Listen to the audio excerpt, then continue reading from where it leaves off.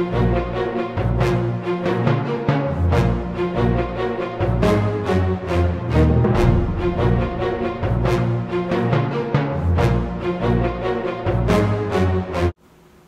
everyone, welcome to the JCast Network. I'm your host, Aaron Herman. Tonight, we celebrate the third night of Hanukkah. Light with us.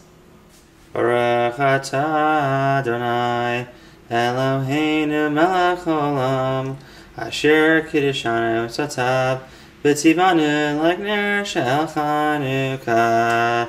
Baruch atah Adonai, Eloheinu melech haolam, Sha'asa nisim lavoteinu bayamim ha'em ba'azman hazeh.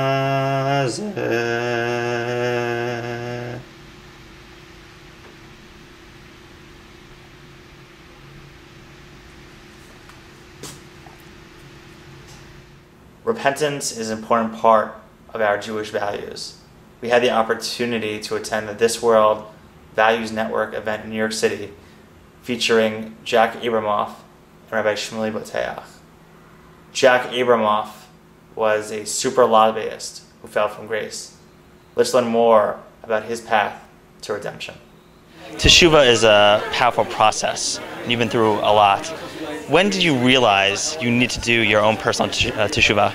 When I realized I had done wrong. When after my career was over and I started examining what I was involved in, and I realized that I had done wrong, and that's when it started.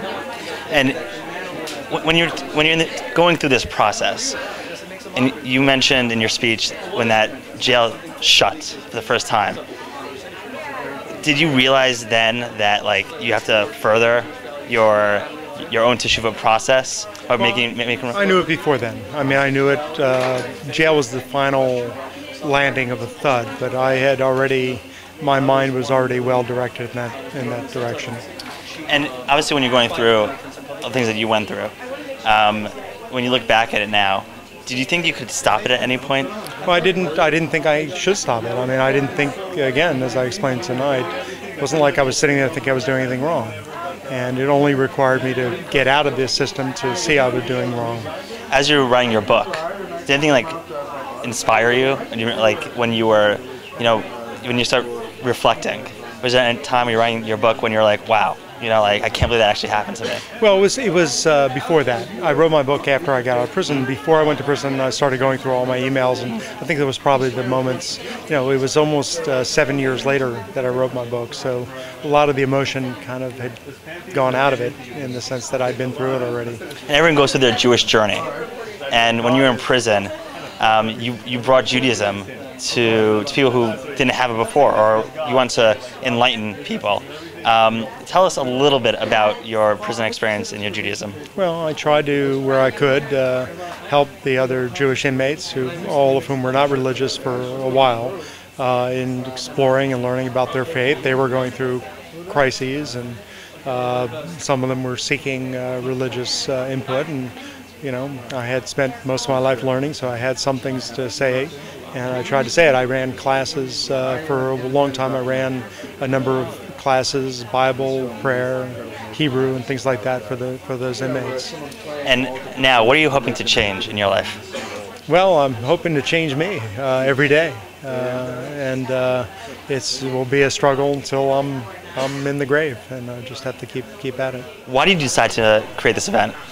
Because every day we read about these scandals in the news, and often very decent men do things that are very wrong, and you never hear about them anymore, or they pop up again like Elliot Spitzer on TV, and we don't know their path of penitence. We never talk about repentance. My objective is to bring Jewish values to the mainstream, and Jack Abramoff is a very famous story, and if he's on this penitential path, and if it's sincere, I want to hear about it. I want to discuss it. I want to examine all of the components of the penitential life, because we all make mistakes to varying degrees, and I think it's important for us to bring teshuvah into our lives. I want to hit teshuvah because there are so many different levels of teshuvah, and when you go through an experience like Jack's, there's different ways to do that.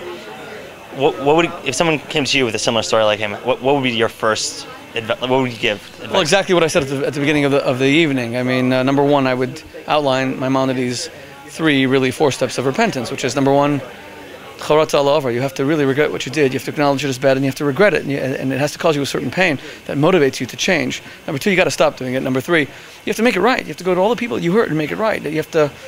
So when it comes to something like this, yes, not only does Jack need to make it right to anyone who he's hurt, of course, but also the system needs to be changed so that it can't be manipulated by anyone. And that's an important component of it, because all of us want to live in a country where we have confidence and faith in our government.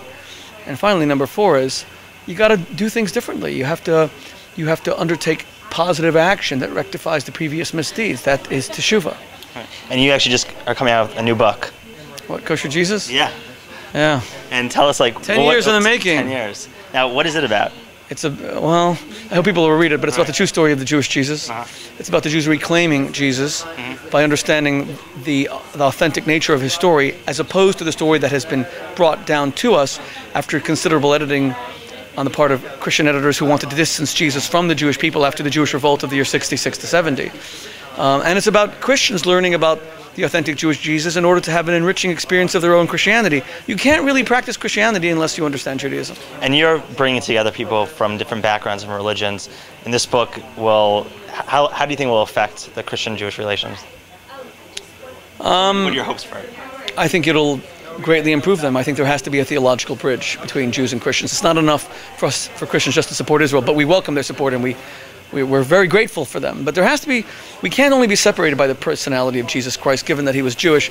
We have to examine his Jewishness more to see what aspects of his life can serve as a bridge for Jews and Christians, even as we understand him in completely different ways. So when you looked at this 10 years ago, like what inspired you? It started more than 10 years ago. I mean, I started writing it 10 years ago. This started a quarter of a century ago when I really was debating Christian missionaries who were trying to convert Jews to Christianity and to a belief that Jesus was the Messiah.